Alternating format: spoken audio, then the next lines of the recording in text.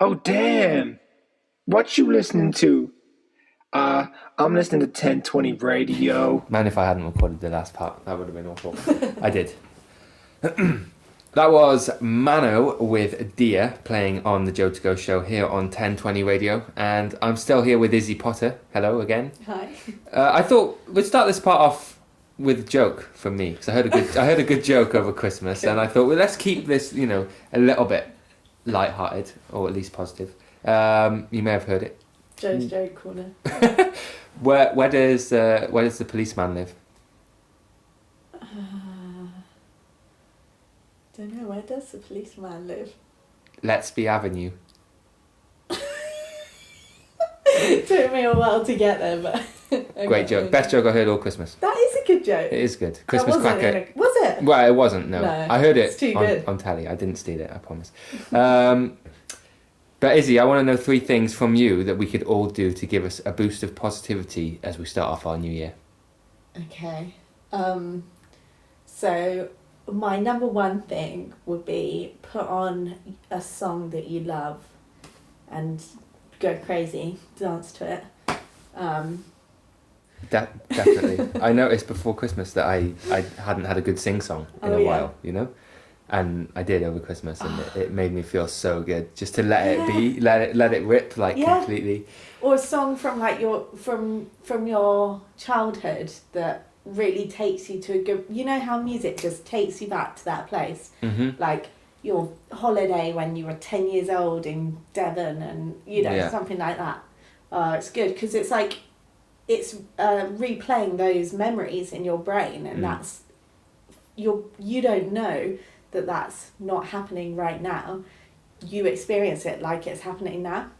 Anyway, so that I'd also, so this is like, for me, I get a lot of joy from so like eating a nice piece of fruit, but really like admiring it before I eat, like with a kiwi, if you chop it up and it's so beautiful and the colours are amazing and the patterns, and I get a lot of joy from that. So, and the taste obviously, and it's good for you. It is good for you. My alternative there would be eat something that is messy and just get messy. Get messy. Like a mango or something. I love to devour a mango, like hot with my hands, shirt off, like getting in there. And that brings me back to earth a bit. Nice. And then I'd also say call a friend for a catch up. That's a good one. Or I've got one other one. If you've got a pet or an animal nearby and you love animals, to get in there and have a good roll around on the floor and stroke and play. Great. Play. Basically. So music. Playing music. Fruit, friends, and... Playing with your food. Playing with anything. Playing with animals. So the overall takeaway is just to have fun. Be a child for a bit. Yeah, exactly. Find your inner child. Interesting. Well, this is a perfect segue because you spent some time as a teacher. Secondary school teacher? Primary school. Primary school teacher. Yeah. And so you may or may not have seen the effects firsthand of mental health problems with young people. But we teach them about sex. We teach them about drugs. But do we do enough to teach them about mental health and how to look after it? I don't know what's on the syllabus, but I guess from what I could see with them, just through being their music, because I taught them individually as well. So I think there was a lot of pressure on the children from the parents to be the best at music, which for me is not what music is about at all. Which again was another reason why I was this is not music. For me is just about playing and having an outlet to express yourself and enjoying it while you do. Yeah, and it being therapy, not a skill that you need to succeed in like that. And when I was younger, I did do like my music exams and stuff, but that wasn't the main focus of doing music. That just kind of came along with it. It was always about enjoyment. So I think there is a lot of pressure on young people, and also like with the social media thing we were talking about earlier, I think that must be really hard. I don't know what schools are doing, but I think if we can like be open about talking about stuff and as a generation, then that should definitely help. Yeah. Like a trickle-down effect of if everyone else is doing it, then the kids will pick up on it and definitely. hopefully Like there's learn. that advert on telly at the moment that's like, children whose parents smoke are more likely to smoke. Well, obviously, because it's like Monkey see, monkey do. If you say like don't smoke, but then I'm gonna smoke in front of you, so you should be open about talking about your mental health, but I'm not going to. Yeah. So it doesn't work like that. So we kind of have to. We're sort of the next generation, aren't we? Of like pressure on us, but we can do it. Yes, it is. And what about attitudes towards suicide with children? Well, death is like in this country we don't really. It's not something that we are that easy talking about, is it? I don't think. I don't think so. No, like any kind of death. Again, it's the thing of talking about it. Suicide, I would say like probably it's better to talk about it in terms of like someone losing their life to depression or like that, because depression is a illness, but just because you can't, it's not like a broken bone. Never thought about wording it in that way. Well that's what's happening. So and the way we live in this society and stuff, it's like kind of depression inducing a lot of the time. So our lives, it's gonna I think wording it like that is important because it takes the blame away from the person, it's more like they lost their life to depression as opposed to they took their own life. You know what I mean? It's the phraseology that's important there, I think. That's it. Somebody else who dies because of cancer or an illness or something, it's like, oh, it's so sad for them. They've been like defeated by that illness. Whereas someone who commits suicide, it's the same thing, but it's not physical. Interesting. I mentioned you have grade 8 in saxophone, piano and singing. But I want to know, hypothetically now, if a genie came along to you with just one wish, but it had to be music-based, what would you wish for? Wow. For me or for like for you, everyone? For yourself. For myself.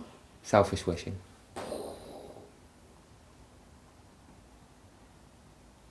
Do you know what? I would really like to be able to... My ear, I don't think, is that great. I know that you can like practice and stuff, but who wants practice? Yeah. I would love to be able to have the most amazing ear where I can just play something like chords particularly. I can pick out a tune and repeat that easily, but I'd love to be able to play chords. It would be so helpful if I could just do that really quickly, because I spend so much time trying to work out chords for things. So I would like to have an improved ear. If I was a genie, I would grant the wish. Thank you. And then you could write a chord progression for this interview. Yeah. Like that. I could do that. It's just like repeating. So if someone said, oh, can you play blah blah song? I just want to be able to just do it straight away. Yeah. I feel that. I think for me it would be being able to sit down on, it doesn't really matter which instrument, like maybe piano or guitar or anything, and be able to just go down to it and express myself in a way that was musically coherent. Okay. sit down and play whatever I was feeling, and it reflect that, you know. Because as a producer, I'm obviously more like not musical in the way that you are. So I think that would be my guess. Nice. My wish. So after a summer of growth and hard work from all involved, how did it feel for everything to see everything culminate in the beautiful gig at the Crypt of Hope Chapel? Yeah, that was amazing. I wasn't really planning on putting that on. I just sort of had the idea, and I still had some money in the budget. So I was like, let's put on a gig and invite loads of people. And it was really nice. Like I said earlier, so there was 3 participants who played. Nedavine, Mano, who you heard, and Jack Louis Cooper, who I think you might be playing a song. We're going to hear him very soon, yeah. And then a friend of mine, Samora, read some poems, and then we had a little set by a guitarist who's in a Bristol band called Waldo's Gift, Alan. And he plays with like lots of effects and pedals and blippity bloops and buttons and stuff, which was really atmospheric in there as well. It was really nice because, again, like I was saying, I didn't ask anyone to talk, but they all did. And it just created such a nurturing environment and really intimate. And it was lovely. It made me realise, okay, I'm going to do that in the future. Like after each, my plan is to do more sessions, and then after each kind of set of sessions, have a gig like that. But it was quite a lot of work. I did it all pretty much. I wrote my friends in to do stuff, like... As you do, of course. Shout out to Luke on the bar. Big up delegating. Yeah. This perfect time to say though, if they want more gigs or more seed sessions to happen, then you need funding. Exactly. Yeah. This stuff isn't free, unfortunately. It costs money, a lot, I'm afraid. So what's going on? How can we help? Yeah. So that's it. People keep on. After that gig, everyone was like, "When's the next one?" And which is great. Like I was really chuffed that everyone was so positive, but but I was like, guys, it doesn't just happen. So I've been applying for grants, and I've got probably like a quarter of the amount of money I need to do it again but for 6 months. So before it was only 3 months, and it was only like 5 people who took part, and now I want to do it for 6 months for 10 people, which means that they would get like way more sessions and more studio time, and because that was like the main feedback from the project before was like, we just want more, which again is really nice, but I'm like, well, money. So I'm applying for funding from various different places. Got a grant from Quartet Community Foundation, who funded me at the beginning as well. And basically, if you know anyone who's got lots of money and also really is, cares about something like this, then send me an email, please. But Ballpark figure? A billionaire might be listening. In order to do this for 6 months, for 10 people, I need to basically raise about 18 grand. And I've got 5. It's a start. Yeah, it's good.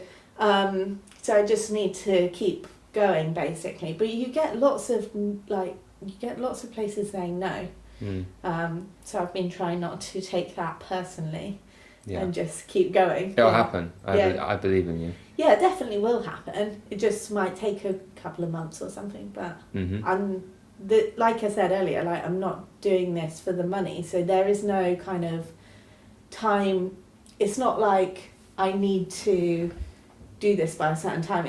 That would just be me putting pressure on it. It will happen. when it happens, and it will happen. So moving into the last track now, it's called Lying Low by Jack Louis Cooper.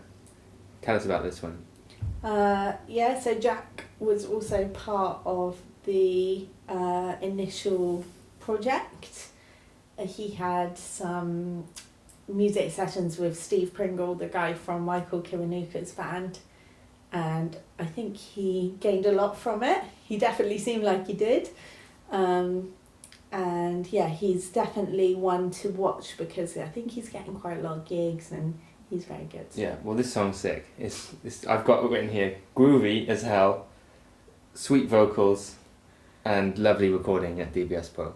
Who said that? You? Me. That's what I took away. Super nice. Super nice. It's super nice. Great work, Jack. Need to check him out for sure if you haven't already. And just to end it off, Isie, I want 1 plug, 2 socials, and 3 shout outs, please. Oh yeah, okay. The plug. So, as I said earlier, we can't do this without financial backing. If you would like to donate any money at all, even just £10 or £5 or £3 or 1, that would be very much appreciated. I've got a crowdfunder page, which you can find probably, I expect, by Just search Googling Seed Sessions on Bristol. crowdfunding. Seed Sessions Bristol, I think it will come up on Google. There we go. You know what to do. 2 socials? I've got Instagram, seed_sessions. Mm-hmm. I think Twitter's the same. I'm not, as I said earlier, I'm not very good with that. Quite good with Instagram, I think. Great, so check those out. And then 3 shout outs, please. 3 shout outs. Shout out DBS Pro and DBS as a general entity. They've been amazing and really supportive to me. Mm-hmm. Shout out to actually Mike Most at Knoll West Media Centre. I think he's just left, but he was really supportive to me at the beginning as well, and I was originally going to do the project there, but they couldn't because of COVID. So, but he was amazing. And also Dave Jones from Changing Tunes. He's the chief executive of Changing Tunes, which is the music in prisons charity I work for. He's been amazingly helpful to me as well and supportive. So there's loads of people who've been amazing. But yeah. Great. Well, thank you so much, Isie, for coming on the show. It's been a very good interview. I think it's been really interesting to just chat and, talk about something that really matters. So Thanks for your time. Thank you for providing the opportunity for us to talk about this. Like, as we were saying, it's really important to talk about it. Keep talking about it. Keep talking. Yeah. That's the takeaway from today. Keep talking and you're not alone. Yeah, definitely. Thank you so much, Isie. This is Lying Low by Jack Louis Cooper, playing on 1020 Radio. Lying low.